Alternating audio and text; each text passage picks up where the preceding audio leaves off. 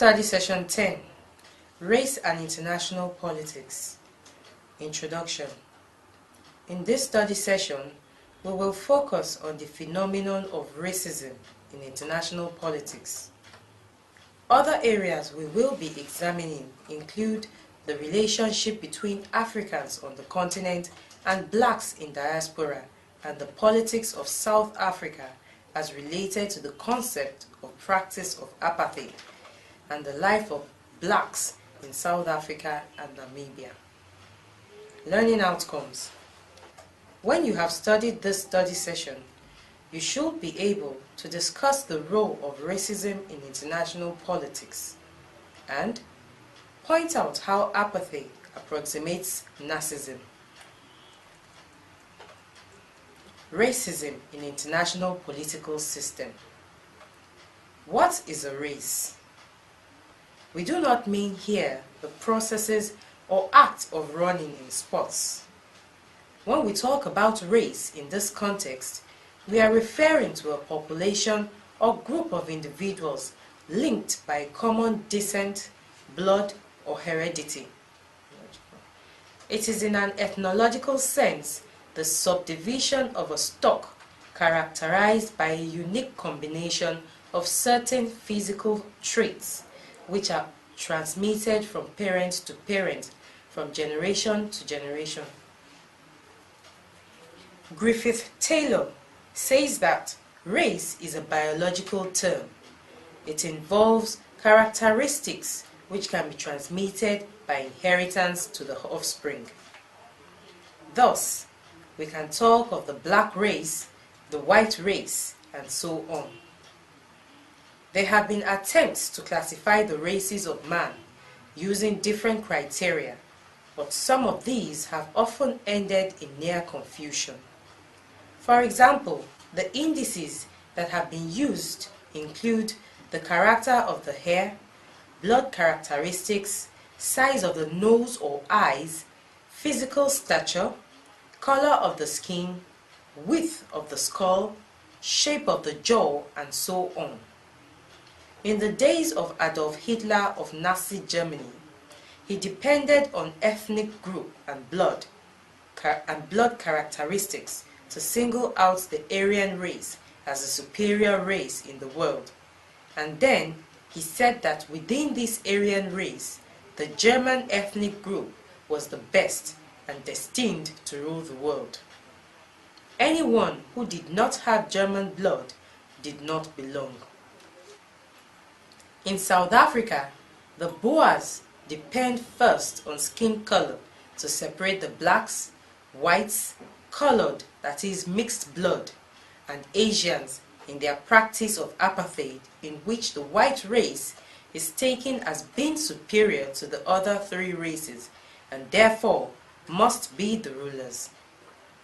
Where there is doubt from the skin color about the race of an individual from South Africa, the apartheid monsters then go into analysis of blood characteristics. Note, there have been attempts to classify the races of man using different criteria, but some of these have often ended in near confusion.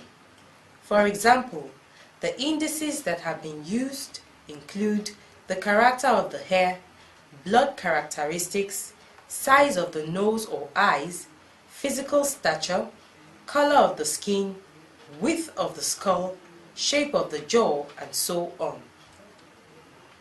Having given you a brief knowledge of race, we can now go on to discuss racism. What is racism? Racism or racialism can be regarded as the strong belief that one's own race is superior to other races and should therefore rule or dominate other races. This belief may in turn generate offensive and aggressive behavior towards the member of other races, or the government of a country may even go further in this direction to impose racial policies on the so-called weaker races as exists in South Africa. Hint: Racism against the black man started after slavery had begun. It was during the inhuman trade that whites and even Arabs began to look down on the black race. How and when did racism start against Africans? It may not be possible to say exactly when racism started in the world, but we have some ideas about when racism was directed against the black man of Africa. Most scholars agree, even though some disagree, saying that racism is a factor stimulating slavery, that racism against the black man started after slavery had begun. It was during the inhuman trade that whites and even Arabs began to look down on the black race. According to Basil Davidson, the slave trade, apart from the economic consequences as accumulation of industrial capital in Western Europe or deprivation of large parts of Africa of productive wealth, it had large consequences beyond all questions of profit and loss. Slave trade, above all else, provided the political and psychological weapons that were required to justify colonial invasion. It forged the instrumentalities of racism that will give a gloss of Christianity morality to acts of violence, dispossession, which, if undertaken against other Europeans, would have been denounced from every pulpit as crimes against God and all good government. Davidson asked, if men like Hume, Jefferson, and their 19th century successors could so blandly convince themselves of the natural inferiority of black peoples, what but the culture of the slave trade and plantation slavery could have given them that sort of education? He concluded that racist attitudes were created in the years after the slave trade had become big business. Before the slave trade, the white man did not regard the black man as inferior because there was fear of rivals between the early traders, that is, whites and blacks. Even the reaction of the white folks at the first sight of African slaves in Portugal expressed shock. Davidson narrates with some of Saunders' words. When the first cargoes of West African captives were landed in Portugal during the middle years of the 15th century, the victims were by no means seen as naturally inferior, much less marked out by a divine will to serve the Portuguese. The earliest auction of landed captives was in fact interrupted by the common folk who were enraged at seeing the separation of families of slaves, and even Zurara, the royal chronicler, declared his sympathy for these unfortunates. Note: it should be noted too that before slavery began, the King of Portugal used to write African kings as his royal brethren and received African ambassadors with due ceremony and respect. Slavery began about 1350, and by 1542, the Catholic Pope gave his consent to the enslavement of all the enemies of Christ in West Africa, and the captured slaves were catechized and baptized before being forced into slave ships, sailing to Portugal, United Kingdom, or American plantations. The Portuguese were the first to carry away Africans as slaves, and their later justification was that Africans were naturally servile because they were sinful and bestial, and therefore enslavement of the black man was an effective method of bringing Africans to a good knowledge of Christianity. There are common racist terms you can easily identify around you. For example, if you pick up your dictionary, you will see some of these English words which are related to black, and they all mean bad or evil things. For the white man, anything black is evil or bad, and you can link this up with the Portuguese justification of slavery, especially in the 16th century. The whole gamut of moral, political, and emotional fabric of Western civilization is on the idea that black, evil, and inferior mean the same thing. Examine the meaning of these words and expressions as found in common English dictionaries. 1. Black in the face means dark red with anger. 2. Look black at somebody means look angrily at him. 3. Black book means book for recording offenders or lawbreakers. 4.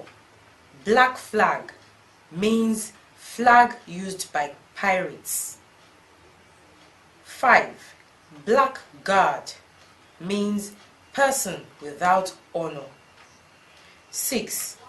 Blackguardly means dishonest or immoral. 7.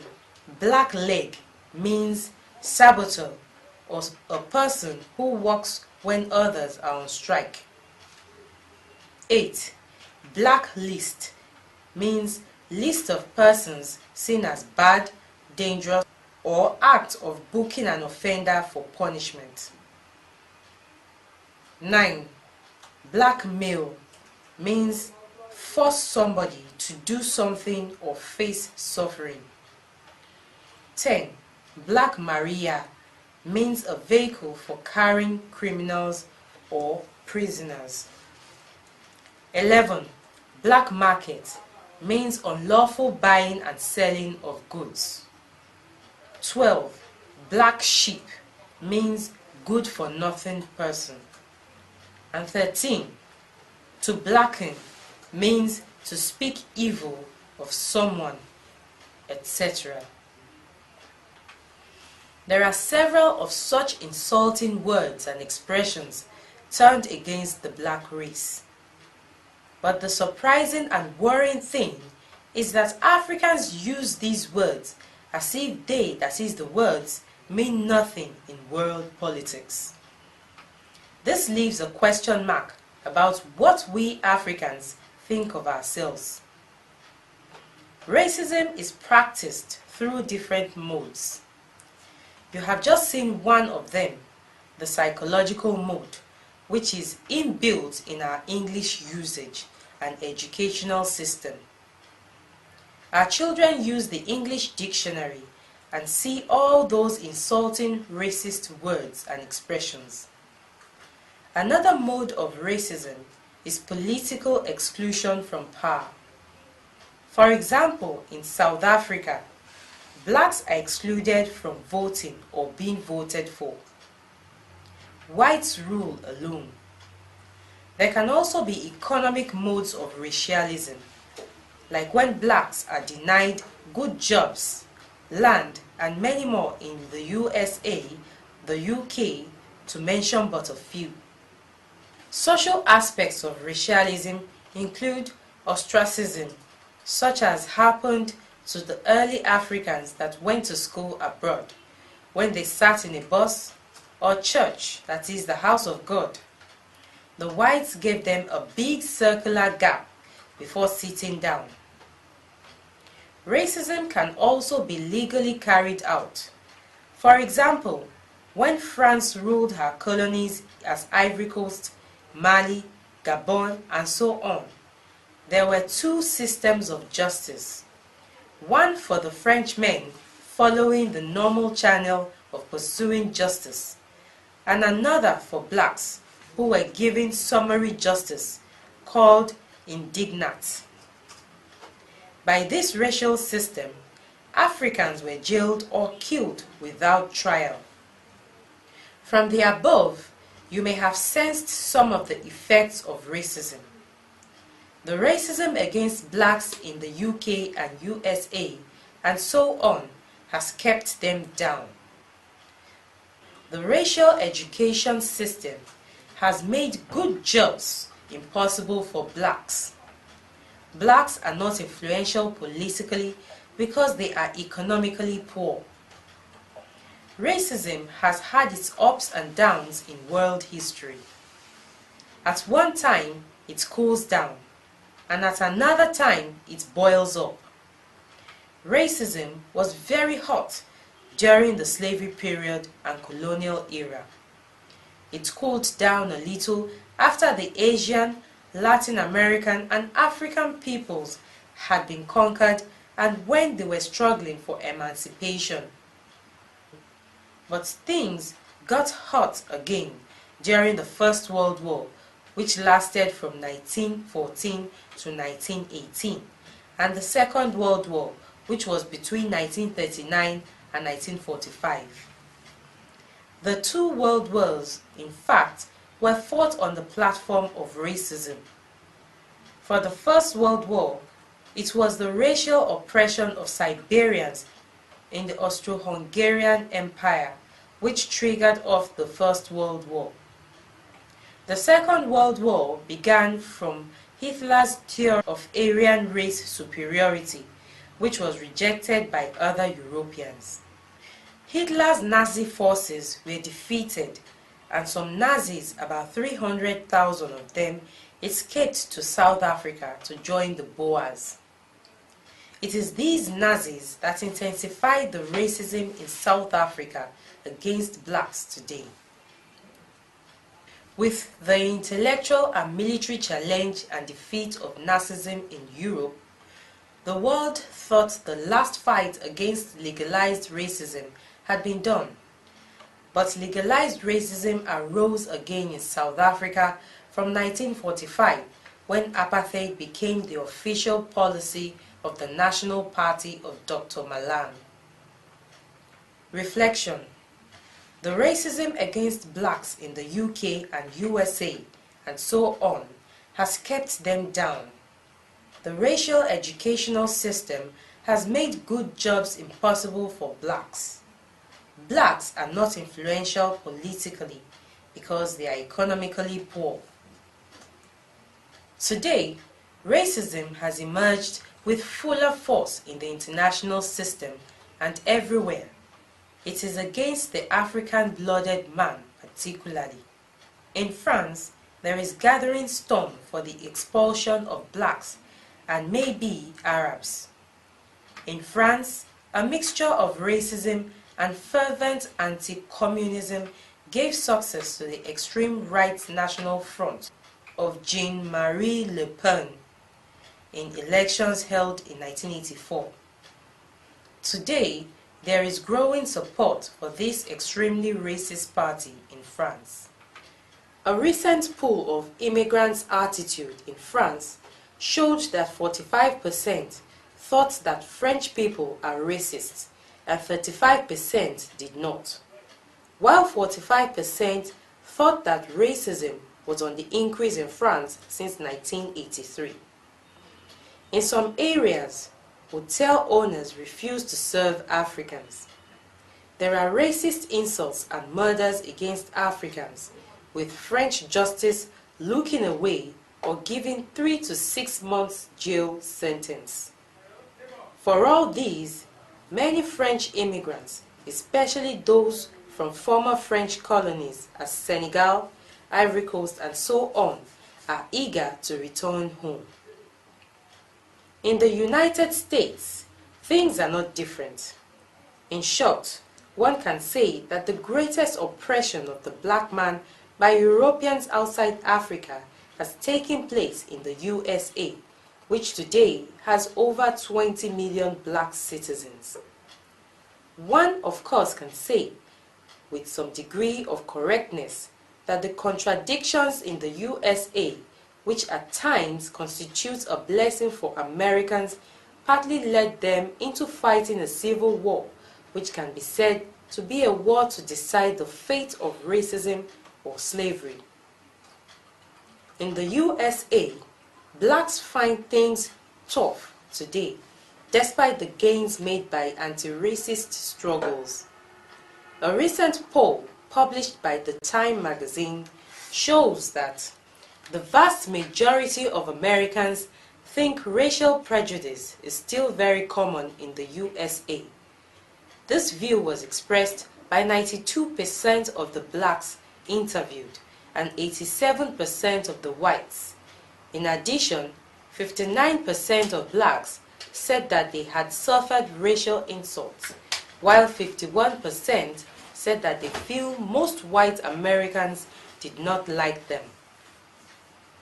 The poll also showed that over 64% of the whites interviewed said that they were frightened in black areas after dark. Of course, this is because the whites fear attacks from blacks who have been alienated, dehumanized, and marginalized through the racist economic, political, and school system. The blacks naturally react violently at times to their poor situation. It is blacks that built USA from 1450, when black slaves were sent there. United Kingdom, it is the same sorry story, and the most clear evidence of racial problems in the UK are the race riots that have ravaged the society, which has 2 million black citizens. On the 15th of February 1985, The Punch of Nigeria published a news item titled UK's Brand of Racism, to the effect that the Commission for Racial Equality published a report revealing that British authorities discriminate against blacks seeking entry into Britain. Poor blacks from the Commonwealth and their relatives in Britain already face the highest obstacles at immigration control. The report said that blacks face more chances of refusal for entry than whites. The discrimination rate is 1 to 140 blacks to 1 to 140 for whites. There are racist organizations in the United Kingdom, such as the National Front, which competes in elections with tickets of anti-communism and anti-immigration. The British Movement, which organizes assaults and attacks on blacks and Asians. The League of St. George, and so on. In South Africa, there now obtains the highest level of racism in the world since the 1950s. From the above, it is clear that there is racism against the black man everywhere, in Europe and even in Africa. The reasons for racism are social, that's outright hatred; economic, that is fear of competition in jobs, land, and wealth accusation; political, which is the need to dominate the black and keep him down so that he continues to be the servant and supplier of cheap labor and raw materials, and so on. The solution for racism against the black man is that the black man should work hard and stand on his feet to be recognized as part of Homo sapiens. Africans must assert themselves and stop being beggars and consumers of the scientific and technological products of other races. The black man should be an achiever too in the field of science and technology, space projects, nuclear power, and so on. We must develop African states, make them self-reliant and militarily powerful. It is by so doing that we can stand on our feet and stop apartheid in South Africa and challenge anybody who maltreats black people anywhere in the world. Reflection.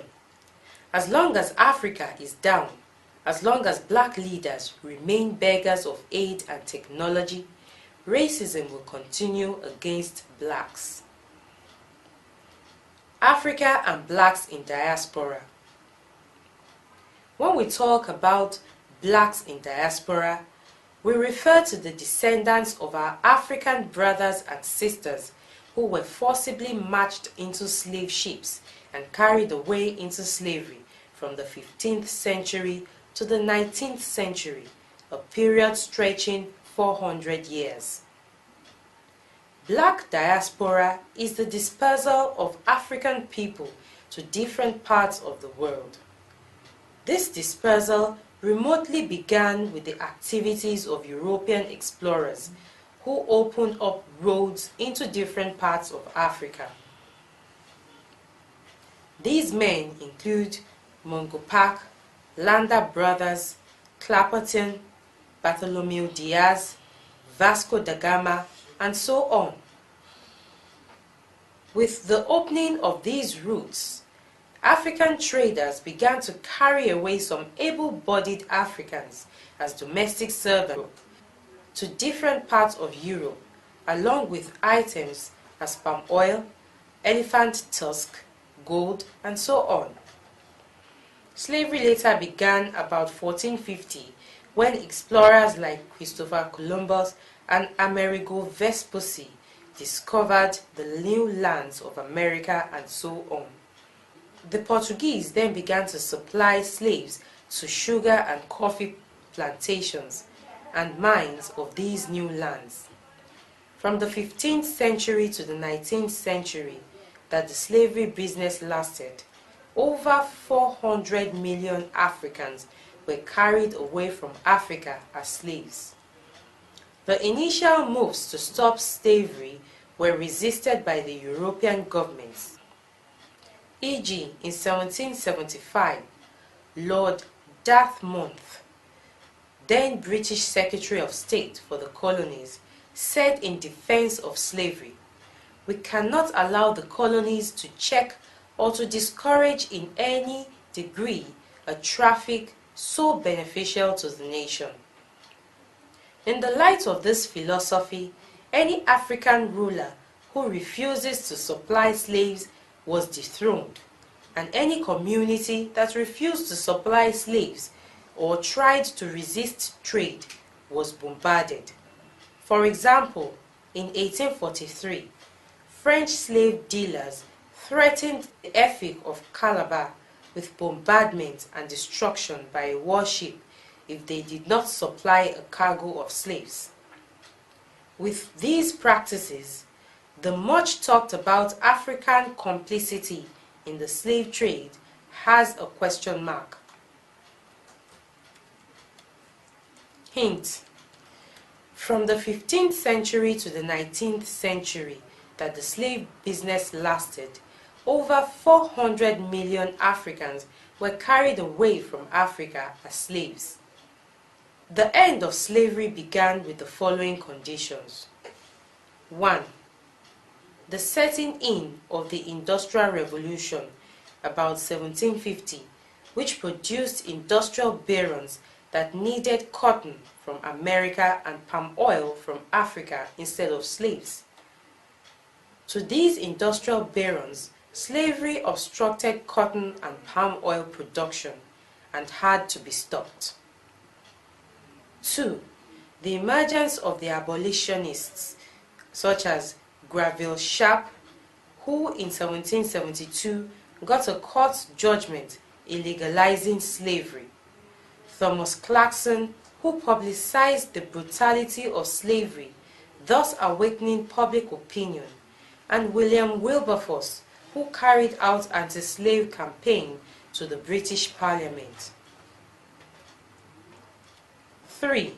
The impact of the French Revolution of 1789, the American Revolution of 1776 to 1783, which brought ideas of equality of man and denounced man's inhumanity to man.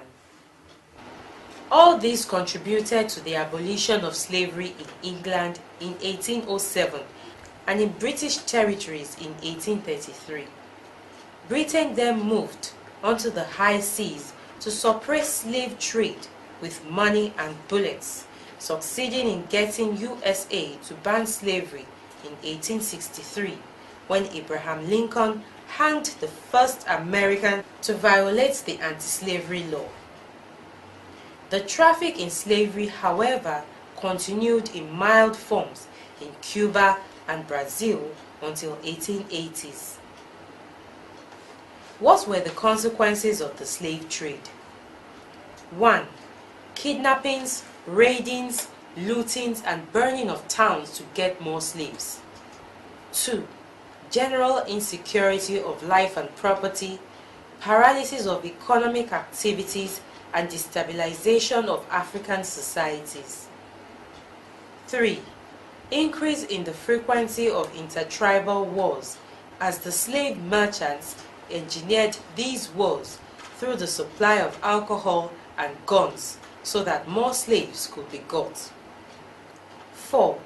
The population of the African continent as healthy men and women, especially of the ages between 15 and 35, were carried away in thousands for 400 years.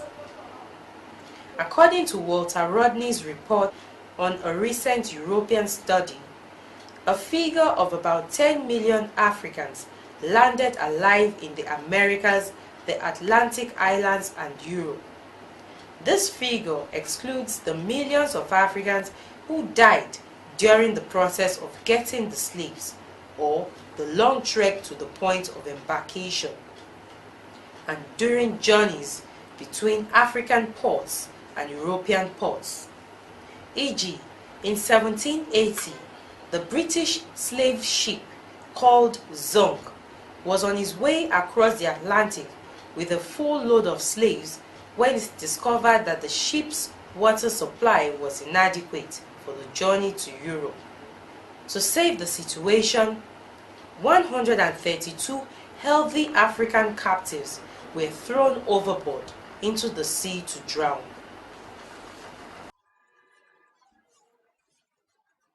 5. The dispersion of Africans to different nations of the world, giving rise to what is now termed blacks in diaspora. Table 1 shows some of the nations of the world where we have blacks today as citizens. In most of these countries, blacks were suppressed, exploited, and dehumanized. 6. The emergence of racism against Africans in the world. 7. Slave trade softened and weakened Africa for the later colonial invasion. What did Africans gain from the slave trade? Nothing tangible, K.G. Rowland answers that Africans got. Low-grade, non-durable consumer goods such as guns and ammunition, liquor, cloth, knives, jewelry, tobacco, and iron bars. Rodney simply puts the gains of Africa in a typical African perception as cheap gin, cheap gunpowder pots and kettles full of holes, beads, and other assorted rubbish. Compared to the assorted rubbish Africans got from the slave trade, the destructions, racism, diaspora, and so on. Europe got booming business in research, inventions, and manufacture. The blood and sweat of Africans built the foundations for the present-day prosperity of Europe and America. Reflection: compared to the assorted rubbish Africans got from the slave trade, the destructions, racism, diaspora, and so on, Europe got booming business in research, inventions, and manufacture. The blood and sweat of Africans built the foundations for the present-day prosperity of Europe and America. Conditions of diaspora blacks and relations with Africa. You may ask, since Africans got to Europe and the Americas in the 15th century, what is their position today? You may be expecting them to be very rich, powerful politically, and socially comfortable. But the opposite is the case. Blacks in diaspora are rated third-class citizens in the USA, UK, Argentina, and so on. Legally, there are no provisions for blacks' oppression, but politically, economically, and socially, blacks suffer social injustice, oppression, exploitation, humiliation, and so on. They have no easy access, like whites, to education, employment, and the good things of life. The wife of slain Martin Luther King Jr. says about American blacks or African Americans. In terms of the achievement of economic justice, we still have a mighty long way to go. We've hardly begun. The present condition of diaspora blacks in most of their host nations is summarized by the Caribbean-born Professor Hovis Lynch of the University of Columbia in an interview with the African Guardian. He says, blacks in diaspora are still being discriminated against because of the legacy of slavery and discrimination. You do have a significant proportion of the population still strapped in poverty without much possibility of getting out. If you are born in the ghetto, the possibility of getting a higher education is limited. Those born into such economic brackets become drug addicts and pimps rather than journalists, prostitutes, instead of lawyers and doctors. What has been the relationship between blacks in the diaspora and blacks in Africa? You see, those blacks in the UK, USA, Saudi Arabia, Brazil, and so on are our brothers and sisters.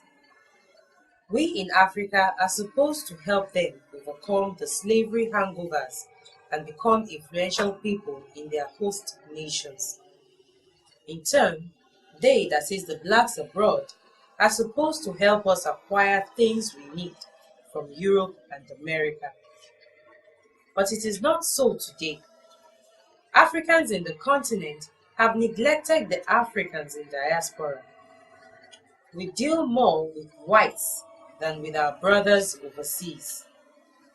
Our governments give contracts to whites.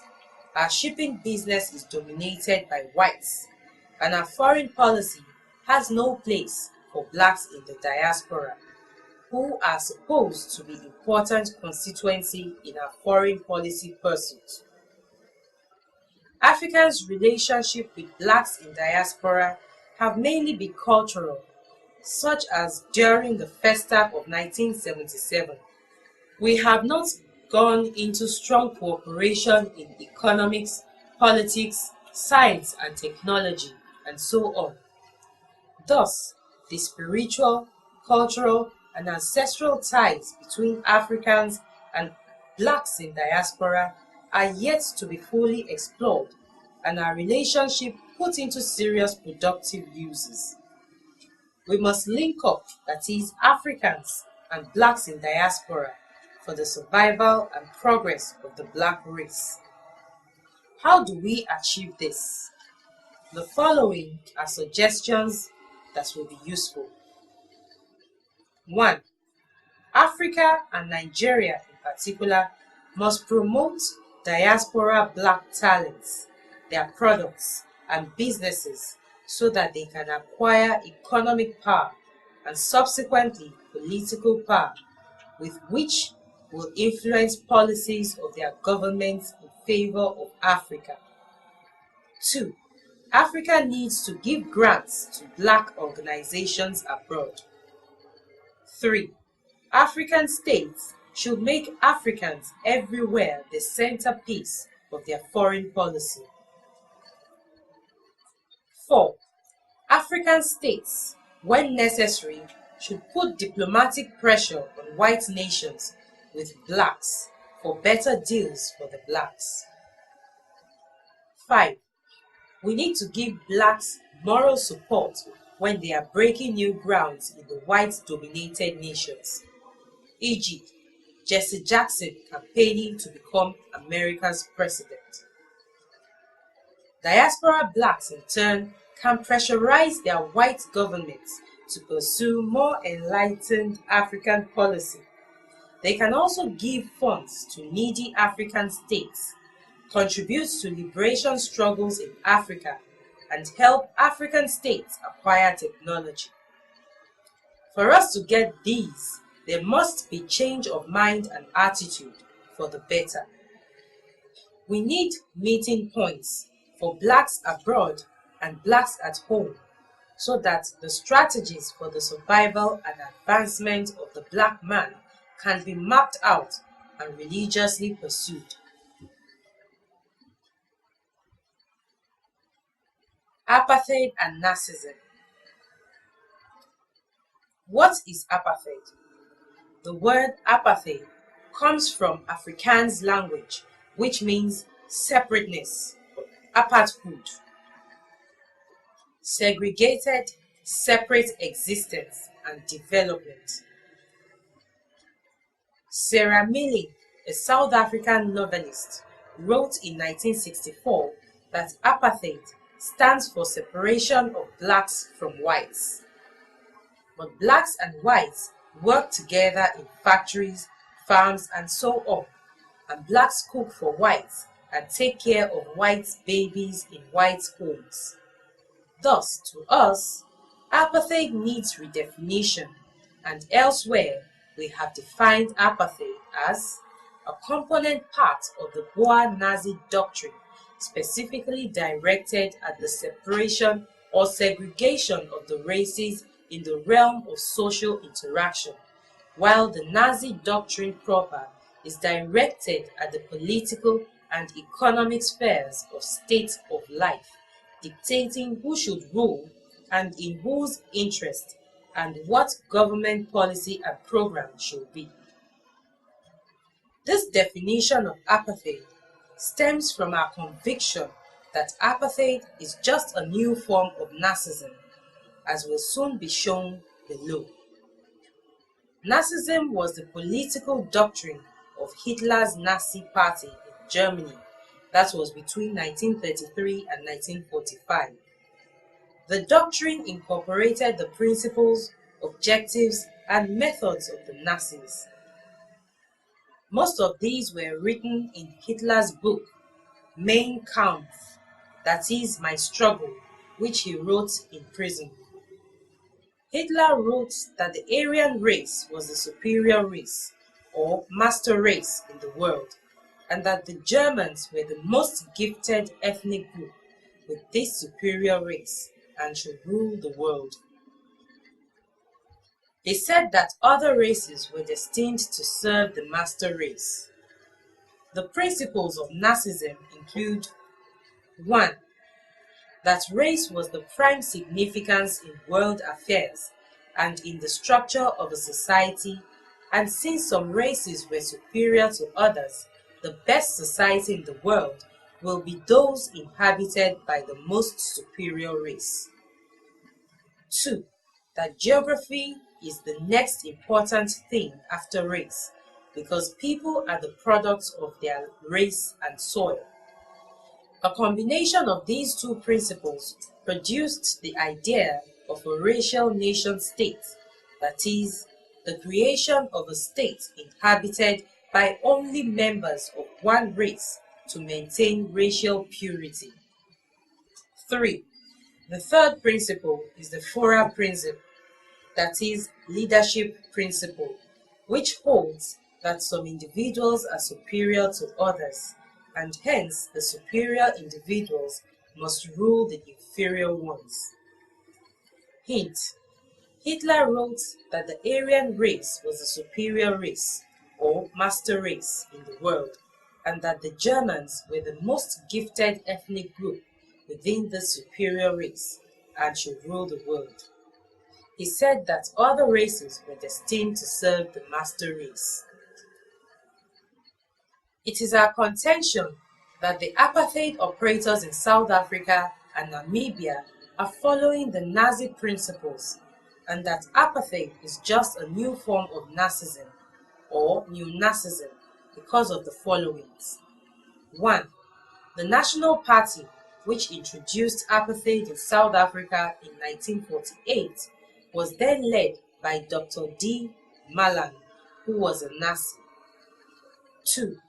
The Boers, that is the Afrikaners of South Africa, who operate apartheid against blacks, are Germans by historical linkage. 3. The Boers are using against Africans the same principle and methods Nazi Hitler used against the Jews and other Europeans. Example: the principle of superior race, superior leader, and the racial national state, and so on. Study session summary. In this study session, we discussed the phenomenon of racism in international politics. We explored the relationship between Africans and the continent and blacks in diaspora and the politics of South Africa as related to the concept and practice of apartheid and the life of blacks in South Africa and Namibia. End of study session 10. Thanks for listening.